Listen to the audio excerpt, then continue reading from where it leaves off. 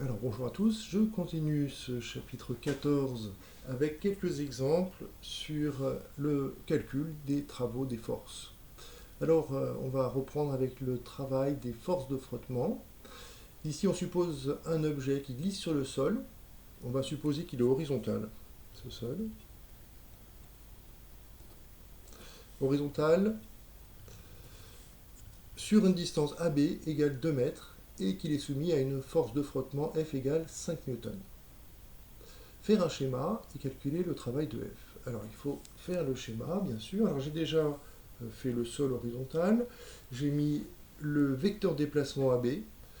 Donc c'est important de l'avoir. Alors vous voyez que ce vecteur déplacement il commence de A.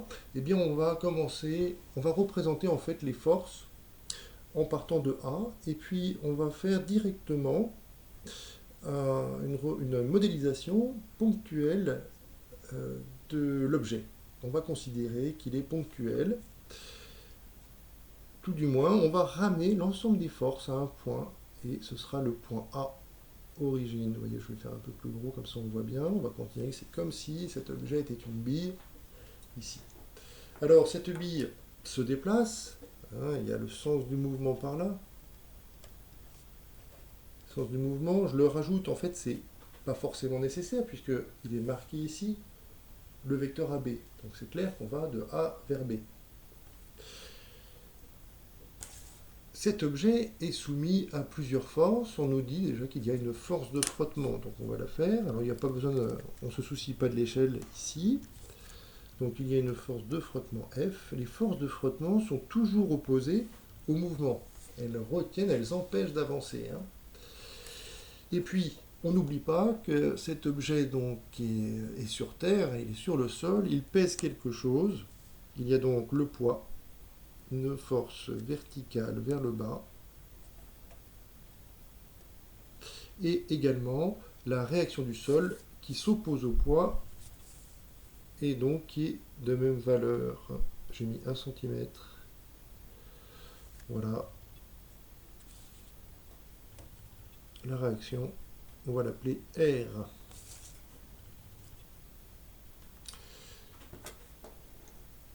On s'intéresse au travail de la force F. Alors le travail de F. Travail de la force F. Alors dans certaines formules, on peut voir écrit en fait que c'est le travail pour aller de A à B. Alors je ne l'ai pas mis avant pour ne pas alourdir, mais souvent on écrit ici le trajet parcouru. Travail de la force F pour aller de A à B. Voilà comment ça se lit. Donc ce travail, c'est la force petit f, j'utilise directement la bonne notation, scalaire le vecteur AB. Bon, ça c'est l'expression vectorielle. En tant que telle, elle ne nous sert pas à grand chose en fait, comme ça. C'est surtout la deuxième avec le cosinus, ici. C'est celle avec le cosinus qui va être utile puisque on voit apparaître les normes et les valeurs. Donc on peut l'utiliser pour calculer. Donc on va remplacer, donc c'est f fois AB fois le cosinus de l'angle alpha.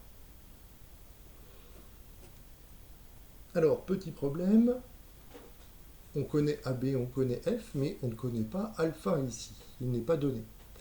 Alors simplement, il est où cet angle alpha? C'est l'angle en fait, on l'a peut-être pas bien défini tout à l'heure, entre le vecteur AB, c'est l'angle entre le vecteur AB et le vecteur F. Alors je m'aperçois que dans le cours avant, je ne l'ai pas bien défini ici. Il faut absolument le rajouter. Alpha, c'est l'angle, et l'angle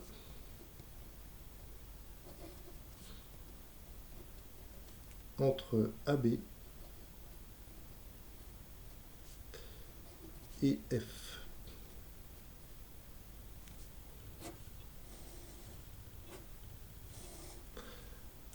À rajouter là. Alors l'angle ici entre AB et F. On part de AB, En fait, on va tourner autour de A, qui est l'origine des vecteurs. Je pars de AB, et je vais tourner jusqu'à atteindre F. Voilà, vous voyez qu'on a fait un demi-tour, donc c'est 180 degrés. Donc alpha égale 180 degrés. On a donc, si je remplace, 5 fois 2 mètres multiplié par le cosinus de 180 degrés. Et si on calcule le cosinus de 180 degrés, on va trouver moins 1. Ça ici, c'est égal à moins 1. Ce qui fait que finalement, on a moins 5 fois 2. On va changer un petit peu la position du égal. Voilà, et donc on trouve moins 10 joules. Un travail donc de moins 10 joules. Le travail de la force de frottement pour aller de A à B égale à moins 10 joules. Alors ici, on pourrait aussi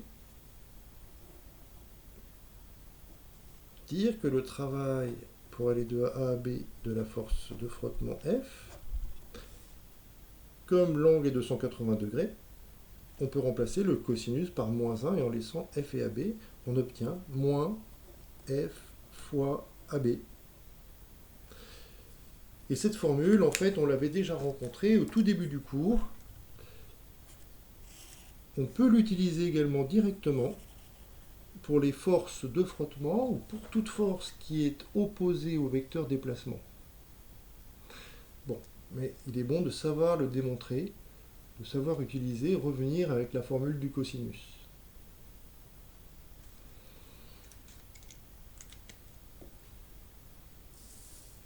Très bien, alors un autre exemple, la luge.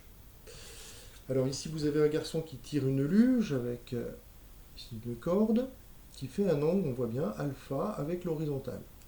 Alors on nous donne des notations, grand F est la force de traction, petit f est la force de frottement de la luge sur la neige. Représentez sans souci d'échelle toutes les forces appliquées à la luge. Alors, on va déjà représenter la force de traction. Donc, c'est la force de traction, le point d'application, c'est l'attache du fil avec la luge. Donc ici, je vais représenter une force comme cela, sans souci d'échelle. On va l'appeler donc grand F. Il y a une force de frottement. Cette force de frottement, c'est la neige sur la luge. On va dire que c'est, on va la représenter à partir du milieu de la luge, et c'est une force donc qui s'oppose au mouvement de la luge vers la droite, comme cela. Je l'ai fait peut-être un peu grand. Bon. Petit f. Est-ce qu'on a mis toutes les forces? On a mis toutes les forces qui étaient données dans l'énoncé, mais on sait très bien que tous les objets ont un poids. Il faut absolument ne pas oublier le poids. Et on va donc représenter également le poids. Alors, on va le représenter, ici il y avait le point G qui était noté là, on va le faire ici, peu importe, on pourrait le faire un peu plus haut. Ça n'a pas beaucoup d'importance ici. En général, c'est au centre de gravité. On a donc le poids P, comme cela. Et puis, on a le sol qui empêche la luge de s'enfoncer. Donc, il y a la réaction du sol qu'on peut faire partir également de ce point. Alors, j'ai fait donc un poids de 2 cm. Et on sait ça, que cette réaction du sol perpendiculaire s'oppose au poids et donc est de même valeur.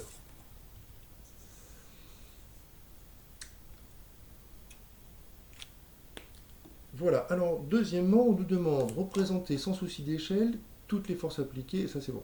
Représenter l'ensemble des forces avec la même origine et avec le vecteur déplacement AB.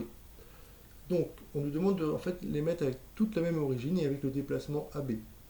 Il y a la force F ici, on va la mettre avec cette même origine. Bon, je vais recommencer, mais en plus on nous demande le déplacement AB. Donc, alors commençons par le déplacement AB. Donc, le déplacement de la luge est horizontal. On va donc dire qu'on va de A d'un point A à un point B. Là, ici, on a le vecteur AB. Alors, c'est peut-être pas mal de le faire sur une couleur un peu différente, un petit peu différente des vecteurs force. Voilà. Et en fait, on va représenter la luge au point de départ. C'est plus simple pour bien voir les angles. Donc, il y a le vecteur F, alors c'est approximatif, on va faire un vecteur parallèle. Voilà. Ça, c'est donc le vecteur F, et qui fait un angle alpha avec l'horizontale. On a donc le poids. Bon, je ne suis pas obligé de garder les mêmes valeurs, puisque de toute façon, on l'a fait sans souci d'échelle. On essaye quand même de respecter la taille du poids et de la réaction du sol. Et puis la force de frottement. Voilà. Je ne vais pas la faire trop grande, je vais la faire comme cela. Petit f.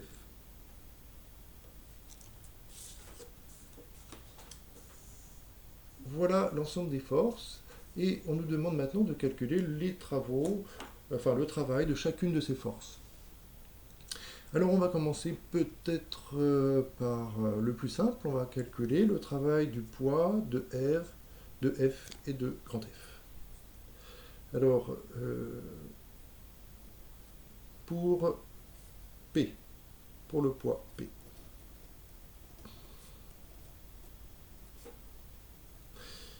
On va mettre la formule générale. Le travail du poids P pour aller de A à B est égal à P scalaire AB. Voilà, bon, cette formule, très bien, mais elle ne nous sert pas directement. Enfin, on va l'exprimer avec le cosinus. C'est donc P fois AB fois le cosinus de l'angle. Alors, c'est de quel angle? Alors, je pourrais utiliser alpha, mais alpha est déjà utilisé dans la formule, vous voyez. Donc, on pourrait mettre un alpha prime s'il y avait plusieurs angles. Mettons alpha 1, alpha 2. On pourrait mettre X ou d'autres lettres éventuellement. Bon, mais ici, on va directement regarder la valeur. Quel est l'angle entre AB et le poids P? Eh bien, AB est ici. On part du vecteur AB. Alors, si je partais vers le haut, je me ferais tout le tour comme ça. On va choisir le chemin le plus court et on voit que on arrive ici et on voit que c'est un angle droit. Donc, on a 90 degrés. Ici, l'angle, ce n'est pas un angle orienté. On peut tourner dans un sens ou dans l'autre. Voilà, donc ça c'est facile, puisque finalement le cosinus de 90, si vous utilisez la calculatrice, vous allez trouver 0.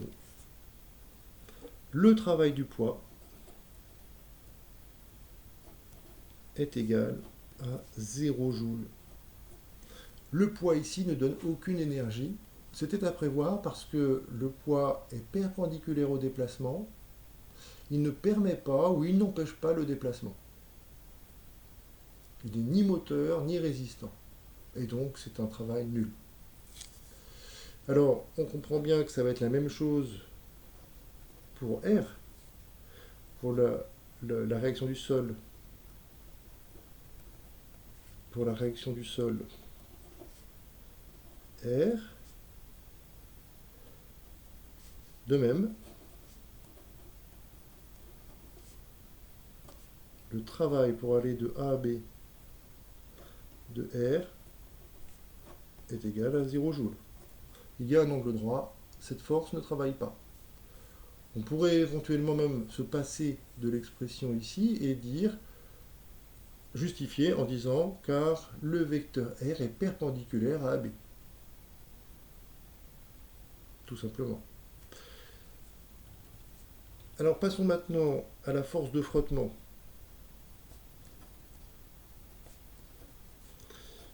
Pour la force de frottement, petit f, on l'a fait tout à l'heure, le travail de petit f pour aller de A à B. On revient toujours à cette formule du produit scalaire, c'est petit f scalaire AB. Ensuite, deuxième partie, le travail de petit f pour aller de A à B, c'est égal à f fois AB fois le cosinus de 180 degrés. Il y a bien 180 degrés entre le vecteur AB et f. Que vous tourniez vers le haut ou vers le bas, vous trouvez bien 180 degrés. Voilà, et on a vu que on pouvait l'écrire sous cette forme-là, c'est moins f fois AB.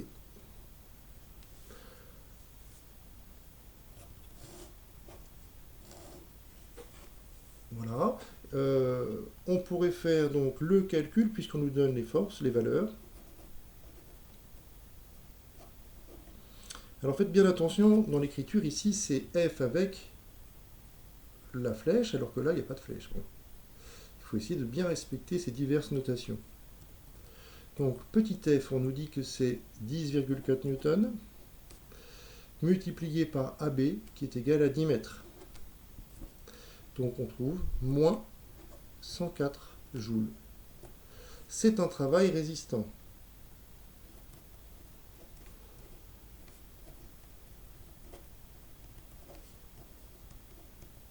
C'est un travail résistant. Le travail est inférieur à 0 joules. Et donc, on sait que c'est une énergie en fait qui va être prise au système, qui est une énergie qui est dissipée sous forme d'énergie thermique dans l'environnement extérieur. Alors maintenant la force grand F ici, qui tire la luge, on voit bien qu'ici il y a un angle alpha avec le déplacement AB. On avait déjà fait cette considération-là dans un premier exemple du cours. On va le faire ici. Pour la force de traction, grand F, le travail de grand F pour aller de A à B est égal à grand F scalaire AB. Très bien, on remplace, c'est donc grand F fois AB multiplié par le cosinus de l'angle, mais là on sait que c'est bien alpha, c'est bien le cosinus de alpha entre F et AB, donc on va laisser alpha. Et voilà, on a directement tout ce qu'il nous faut pour calculer. On va donc calculer tout ça. Alors en principe, c'est quand même mieux de réécrire à chaque fois. On va réécrire à chaque fois. Alors, application numérique. Application numérique.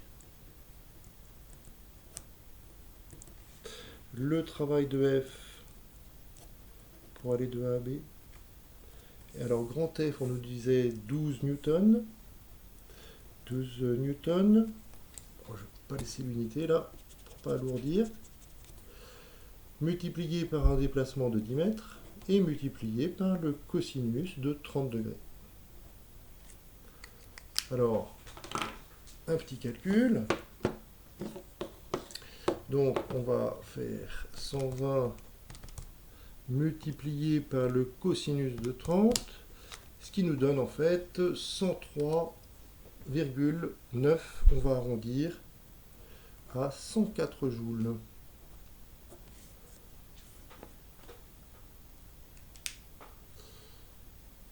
C'est un travail qui est moteur. Alors, je n'ai pas beaucoup de place pour l'écrire, mais donc on a un travail moteur ici. Voilà, alors à travers cet exemple, on a vu un petit peu tous les cas de figure des forces lorsqu'on a un angle quelconque, alpha, lorsqu'on est perpendiculaire et lorsqu'on est opposé. Donc c'est ces trois éléments-là. Encore une fois, donc la formule générale, c'est bien celle-ci, avec une petite précision quand même. Ici, on met souvent le déplacement AB Je ne l'ai pas mis là au départ, pas alourdir, mais enfin, on le voit souvent dans les livres, donc autant le mettre. Deux choses importantes dans le cours aussi. On a vu le travail moteur et le travail résistant. Alors c'était la feuille avant. C'est celle-ci. Donc les notions de travail moteur, travail résistant. Et voilà. Et puis dans les cas particuliers des forces de frottement, on peut retenir aussi peut-être cette formule-là. Sinon on la redémontre comme on a vu dans les exercices. C'est peut-être préférable de la redémontrer. Alors il y a une partie un petit peu délicate dans le cours, c'est-à-dire que je vous ai un peu démontré l'expression finale avec le produit scalaire, hein, ce qui est un petit peu long là, avec le cosinus, mais ça vaut la peine de comprendre cette démonstration. Ceci dit, si elle n'est pas fondamentale pour appliquer cette formule. Voilà, hein, il faut savoir faire les exercices principalement. Voilà, bon courage pour la suite. À bientôt.